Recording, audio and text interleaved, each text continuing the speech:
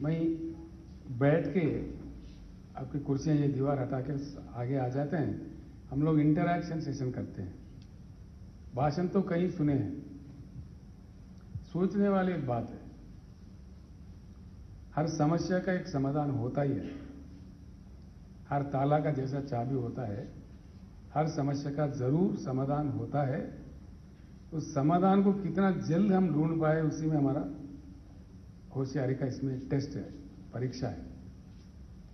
तो जहां जो भी समाज समस्याओं का समाधान जल्दी ढूंढ पाए, जल्दी ढूंढ सके, वहां बहुत जोरदार विकास, अच्छा क्रांति देखने को मिला।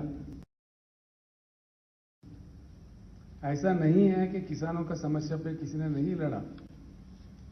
मैंने लोहा में यही बात कही थी।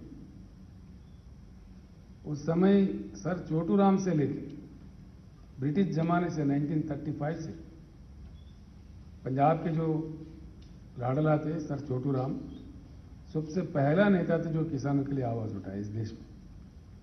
उनके साथ महेंद्र सिंह टिकाई जी, महाराष्ट्र में शरद जोशी जी, बेंगलुरु में कर्नाटक में प्रोफेसर नंजुंडा स्वामी जी, तमिलनाडु से नारायण स्वामी जी, और पंजाब राज्य से हमारे राजोवाल जी, हरियाणा राज्य से हमारे गुरनाम सिंह चिड़ोली जी, और कई अन्य नेता, कई अन्य दल, अन्य नेता किसानों के लिए लड़े। ये नहीं है कि किसी ने प्रयास किया ही नहीं, किया, जरूर किया कुछ लोगों ने। चौधरी चरण सिंह ने कुछ प्रयास किया, देवीलाल जी ने कुछ प्रयास किया, कहीं कहीं कुछ कुछ हुआ, छोटा मोटा थोड़ा मोड़ा कुछ हुआ। लेकिन यहां समझने की एक बात है, दो तीन चीज ही मैं आपको समझाने की कोशिश करता हूं। मैं तो आपको आह्वान करता हूं कि आज आप रुक जाए, आज रुक जाए, कल बसेस का मैं इंतजाम करता हूं, आराम से पूरा तेलंगाना राज्य में क्या क्या हुआ है अक्सर देख के आ जाए। सीइंग इज बिलीविंग है ना, ठीक है। थोड़ा टाइम लगेगा एक दिन का, लेकिन फिर कल शाम तक आराम से देख के आ जाइए। आज हो सके तो आज शाम ही निकलते हैं, बीच में कहीं जाके मैं मंत्री जी से कहता हूँ आपका प्रबंध करेंगे अच्छा सा, जाके वो कालेश्वरम प्रोजेक्ट देखिए क्या क्या चीज़ किस प्रकार से बना।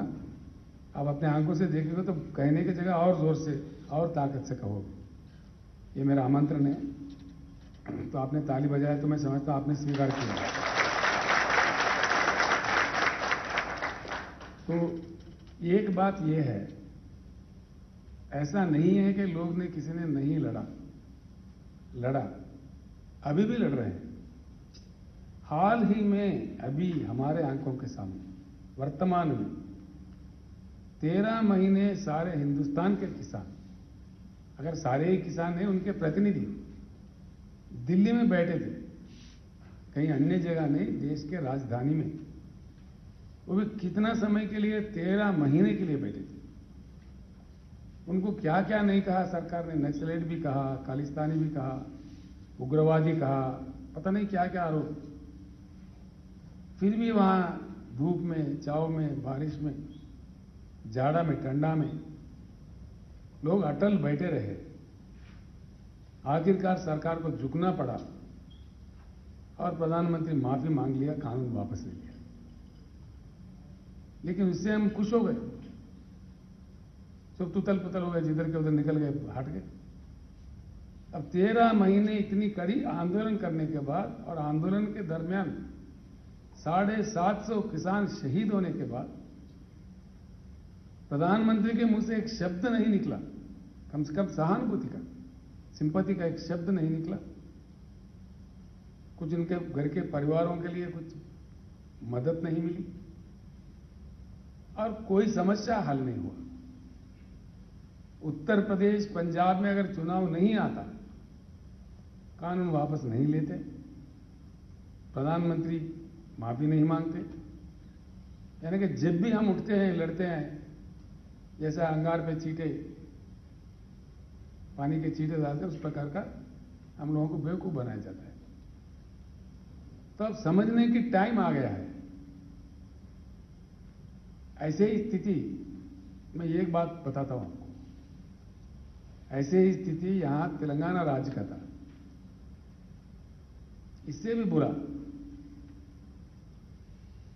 महाराष्ट्र से कई गुना बुरा हाल था तेलंगाना में।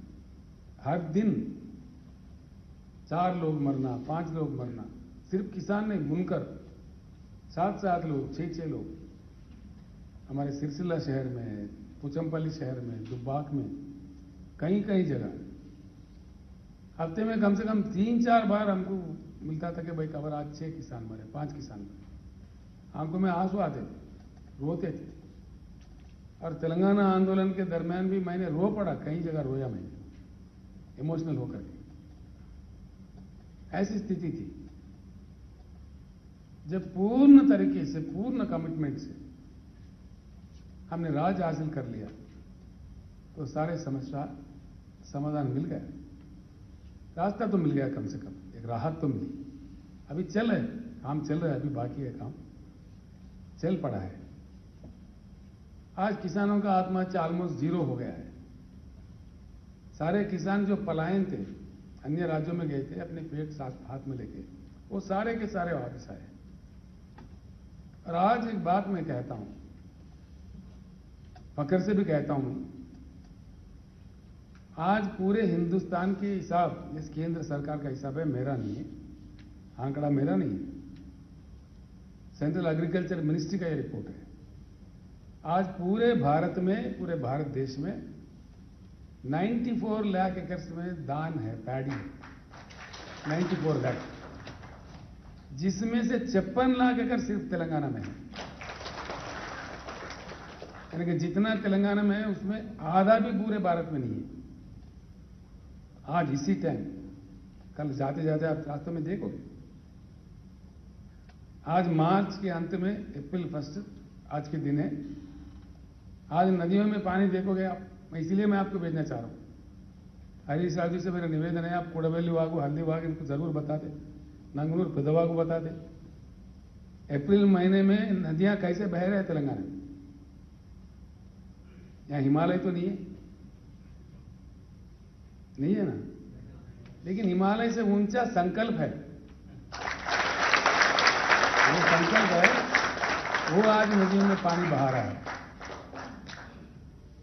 ये काम संभव है हर जगह, बिल्कुल संभव है।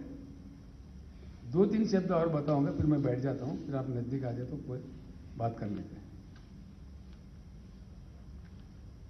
देश में किसी चीज की कमी नहीं है।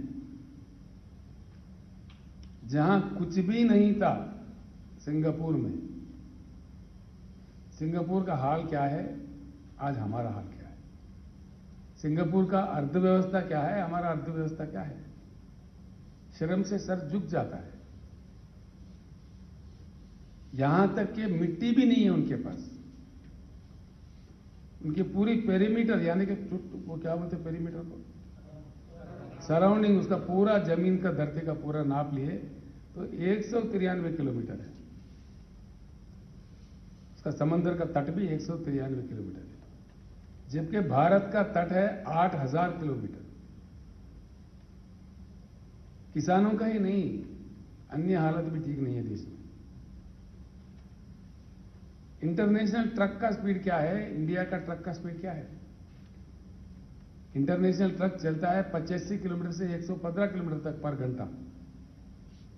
हमारा ट्रक चलता है 35 से 45 एक घंटा। अब दुनिया से हिंदुस्तान कब मुकाबला कर पाएगा, कैसा कर पाएगा। इंटरनेशनल मालगाड़ी का स्पीड क्या है, जो मालगाड़ी हम कहते हैं, goods train, Indian goods train का क्या स्पीड है। बड़ा शर्म की बात है। उनका 150 किलोमीटर चल रहा है, 125 किलोमीटर चल रहा है, तो हम 55-60 किलोमीटर पे है।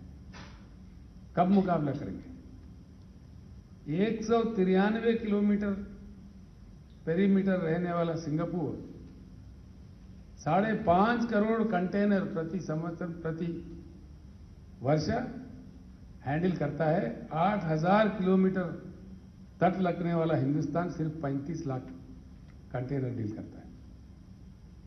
हिंदुस्तान के कहीं भी एयरपोर्ट में जाओ, आधा घंटा कम से कम हवा में तैरना पड़ता है। उतरने को, जहाज उतरने को जगह नहीं मिलती। फिर किसका तरक्की हुआ भाई?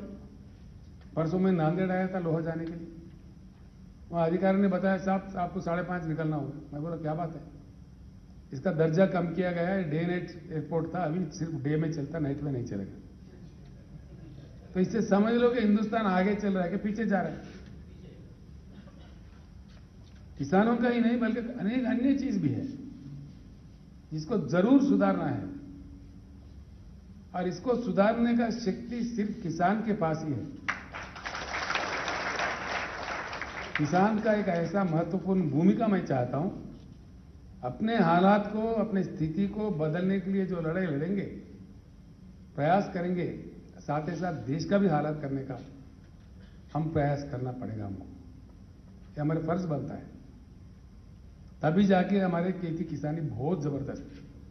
यानी कि एक छोटी सी चीज, खेती किसानी का जो मामला है, कोई भी अगर एक कृषि मंत्री इस देश का, एक भी, या कोई भी प्रधानमंत्री, अभी 14वां प्रधानमंत्री है मेरे ख्याल से, the present prime minister is 14th prime minister, एक को भी अगर इतना भी बुद्धि होता, ज्ञान होता, मैं उदय बाबू बोमन